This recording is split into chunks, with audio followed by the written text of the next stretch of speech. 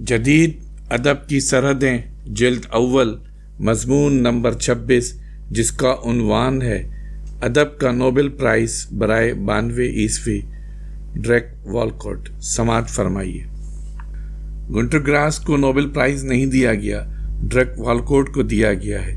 वैसे आमतौर पर लोग ये समझते थे कि इस साल अदब का नोबेल प्राइज़ V.S. नेपाल को दिया जाएगा या फिर आयरलैंड के सेमिस हेनी को, लेकिन ऐसा नहीं हुआ। वॉलकॉट ही इस प्राइज़ के मुस्तहिक ठहराए गए। वैसे इनामात के सिलसिले में स्वीडिश एकेडमी पर हमेशा इलाकायत, अज़बियत और सियासी मसलहतबाजी के इल्ज़ामात लगाए गए हैं। दुनिया के बाज़ बड़े बड़े मुसन्निफ़ ऐसे गुज़रे हैं जिनमें टॉल्स्टॉय भी शामिल है, जिनको नोबेल प्राइज़ नहीं दिया गया। लेकिन वॉलकॉट के नोबेल प्राइज़ पर नाक भवें नहीं चढ़ाई गईं, इसलिए कि दुनिया में अक्सर लोग उन्हें दुनिया का सबसे बड़ा शायर समझते हैं। और जोसेफ ब्राट्स्की, जो खुद एक नोबेल प्राइज़ विनर हैं, उनका यह ख्याल है कि दरअसल अंग्रेज़ी ज़बान में वॉलकॉट की शायरी ज़िंदा हालत में मिलती है। वैसे स्वीडिश एकेडमी ने भी उन्हें नोबेल प्राइज़ देते हुए वेस्ट इंडीज़ की एक ज़िंदा आवाज़ करार दिया है। ड्रेक वॉलकॉट वेस्ट इंडीज़ के एक जजीरे में पैदा हुए थे जिसका नाम सेंट लूसिया था। उनका घराना अफ्रीका, हॉलैंड और बरतानिया से ताल्लुक़ रखता था। इस तरह इनका ताल्लुक़ दो मुख्तलिफ कल्चर से था, यानी एक क्रीसिया के कल्चर से, दूसरे बरतानिया के कल्चर से, और उनके कदम इन दोनों कल्चर्स में जमे हुए थे। इसकी पहली नज़म ruins of a great house 9 आबादियों में जो मजालिम हो रहे थे इन पर गौर व फिक्र का पहलू भी रखती है और मजालिम सहने वाले हीरोज़ की मदाही से इंस्पायर्ड मालूम होती है। ड्रेक वॉलकॉट की तवील रज़मिया नज़्म ओमेरोस, जो 300 सफ़हात पर मुश्तमिल है, आला दर्जे की तख्लीक समझी जाती है और इस नज़्म से शायर और ड्रामा निगार की हैसियत से जो शोहरत उन्हें हासिल हुई थी, इसमें इजाफा ही हुआ है। ओमेरोस का लफ्ज़ दरअसल हुमर की बजाय इस्तेमाल किया गया है। इस तवील रज़मिया नज़्म में वॉलकॉट ने हुमर की कहानियाँ दोबारा लिखी हैं। उसने हुमर के अजीम किरदारों को, मसलन एक्लीस, हेक्टर और हेलेन को सेंट लूसिया के जजीरे में दिखाया है। ये किरदार मछेरों के रूप में मिलते हैं। इस नज़्म ने अपने पढ़ने वालों के दिल जीत लिए। दरअसल वॉलकॉट ने ये एक मंजूम नावल लिखा है और मंजूम नावल लिखने में कामयाब भी हुआ है, और ये बात तख्लीकी दुनिया के सिलसिले में कोई मामूली बात नहीं है। नक्कादों ने इसको इस साल की बेहतरीन किताब करार दिया है। चुनांचे जोसेफ ब्राट्स्की ने लिखा है कि यही वो शख्स है जिसमें अंग्रेज़ी ज़बान सांस ले रही है। वॉलकॉट की शायरी पर एक किताब the art of Drake Walcott शाया हो गई है। इस किताब में ड्रेक वॉलकॉट की शायरी और उनकी शख्सियत का जायज़ा लिया गया है। अपनी तवील नज़्म के लिए ओमेरोस का उन्वान उसने हुमर से लिया है। दरअसल ये सिंह पर की जाने वाली मुनाजात या प्रार्थना है। हिंदुओं के यहाँ ओम इसी प्रार्थना की अलामत है। मर यूनानी द्योमाला में माँ और समंदर की अलामत है, और सफ़ेद झाग जो समंदर की सनसनाहट रखने वाले हल्का या गिरेबान से टकराता है। बहरहाल वॉलकॉट की वो मिसरे जिनसे बज़ाहिर झटका सा लगता है और जिन्हें समझने में खासी दिक्कत पेश आती है, वही मिसरे हैं जो गाढ़े और यख बस्ता लगते थे, सयाल और रवा मालूम होने लगते हैं। बाज़ औक़ात तो ये लगता है जैसे वो लफ्ज़ों से खेल रहा है। उसकी शायरी में घूंगे हड्डियाँ और साहिल समंदर की चट्टानों से मौजों के टकराने का जिक्र बार बार मिलता है। वॉलकॉट ने एक बार कहा था कि जिस तरह अस्माए हम काफ़िया होते हैं, उसी तरह चीज़ें भी हम काफ़िया होती हैं। चुनांचे वॉलकॉट की शायरी में अल्फाज की गूंज बड़ी दूर दूर तक जाती है। इन अल्फाज से ऐसी सदाए बाज़गश पैदा होती है जिसका शुरू में तसव्वुर भी नहीं होगा।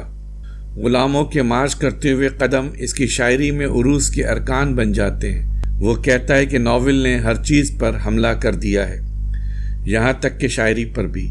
हम असर शायरी से ऐसा लगता है कि हमें चोट लग गई है, हम ज़ख्मी हो गए, लेकिन नावल से ये वाज़ेह तौर पर पता चलता है कि किसने किसको ज़ख्म लगाया, और ड्रामा निगार की हैसियत से वो शायरी को स्टेज पर भी लाना चाहता है। और उसका ख्याल है कि चेखोव के सिवा अक्सर बड़े ड्रामा निगार शायर हैं। इसकी शायरी में एक इस्ताराती आहंग है, اسی طرح اس کی گفتگو میں بھی یہ استعاراتی آہنگ موجود ہے۔ وہ کہتا ہے کہ میں اپنی طویل نظم اور میروز کے سلسلے میں بھی چاہتا تھا کہ میرے مصرے ایسے ہوں کہ یہ لگے کہ ان میں شبنم کی خنکی موجود ہے، ان میں ایک اوس کی کیفیت ہونی چاہیے، یعنی یہ مصرے ایسے ہوں کہ یہ محسوس ہو کہ شبنم بہت ہے یہاں، چلیے بہت نہ صحیح ہلکی سی شبنم ضروری ہے۔ اسی طرح کی ایک کیفیت نے فراق صاحب کو بھی مجبور کیا تھا کہ انہوں نے اپنے شعری مجموعے کا نام شبنمستان رکھا۔ والکوٹ کہتا ہے کہ مجھے چوسر کے مصرے اب بھی نم محسوس ہوتے ہیں، یہ مصرے بہار کی شاخوں کی طرح تازہ لگتے ہیں۔ والکوٹ کی شعری دنیا میں داخل ہو کر قاری یہ محسوس کرتا ہے جیسے اس کے پاؤں اوس سے نم ہوتے جا رہے ہیں۔ ابھی والکوٹ ایک ہی برس کا تھا کہ اس کے والد کا انتقال ہو گیا۔ والکوٹ جس گھر میں رہتا تھا اس میں اس کا جڑواں بھائی، بڑی بہن اور بہت ساری کتابیں تھیں۔ بچپن ہی میں اسے ادب سے لگاؤ پیدا ہو گیا تھا، اس کے باوجود برطانوی کلچر میں وہ اپنے آپ کو اجنبی محسوس کرتا تھا، جیسے حکمرانوں کے درمیان رعیت کا ایک فرد۔ وہ برطانیہ میں رہتے ہوئے بھی افریقی کلچر ہی کے بارے میں سوچتا رہتا تھا کہ برطانوی زبان اور افریقہ کے درمیان کیا فیصلہ کروں۔ والکوٹ کے اب تک 10 شعری مجموعے شائع ہو چکے ہیں۔ اس کی شاعری کا ایک مسئلہ یہ بھی رہا ہے کہ فنی ریاضت اور خود اس کے اپنے تخیل اور جذبات کے درمیان توازن کیسے قائم ہو۔ اس نے اپنی شاعری میں جزیرے میں رہنے والوں کی زندگی پیش کی ہے۔ وہ اپنی شاعری میں اپنے کرب کا اظہار نہیں کرتا، غیر مہذب لہجے میں اور نہ غیر شائستہ اعترافات کرتا ہے۔ وہ اپنے بارے میں کہتا ہے کہ میرے شعری موضوعات شاعرانہ صلاحیتوں کی گرفت سے ماورا ہیں، یعنی میرے شعری موضوعات کی بلندی اور وسعت تک میری شاعرانہ صلاحیت پہنچ نہیں پاتی۔ وہ ایک ویران جزیرے کے گاؤں کا ذکر کرتے ہوئے کہتا ہے کہ یہاں انگور کا رنگ ارغوانی نہیں ہوتا اور نہ یہاں پنیر اور شراب ہوتی ہے، یہاں کے اخروٹ سبز ہیں، یہاں کے انگور تلخ ہیں اور زبان غلاموں کی زبان ہے۔ اس کا خیال ہے کہ شاعروں کی تعریف اس بات پر نہیں ہونی چاہیے کہ ان کے موضوعات کیا ہیں۔ موضوعات کے انتخاب کا راستہ شاعر کے لیے کھلا نہیں رہتا۔ اصل مسئلہ یہ ہے کہ شاعر کو جو موضوعات وراثت میں ملتے ہیں، شاعر ان سے کیا برتاؤ کرتا ہے۔ والکوٹ کی شاعری کی زبان انگریزی کے قدیم شاعروں کی زبان کی نقل ہے اور اس کی شاعری کا ارتقاء اسی زبان کا مرہون منت ہے۔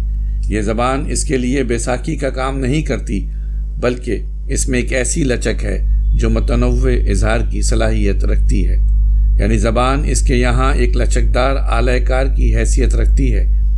اس میں پرشکو امیجز بھی سما سکتی ہیں، استجابیہ کیفیتیں بھی، صوفیانہ اور عوامی محاورے بھی، اور لطیف تھیکے اور نازک جذبات بھی۔ اس کا مجموعی تاثر ایک روشن منظر بن جاتا ہے، جیسے چاند نکل آیا ہو، اور آپ اس کی روشنی میں ہاتھ کی لکیریں پڑھ سکتے ہیں۔ اس کی ذات میں کئی کلچر گھل مل گئے ہیں کیونکہ اس نے مختلف کلچرز میں سانس لی ہے۔ وہ کہتا ہے مجھے سمندروں سے پیار ہے، میرے اندر ایک ڈچ بھی ہے اور ایک انگریز بھی، یا تو میں کچھ نہیں ہوں یا میں ایک پوری قوم ہوں۔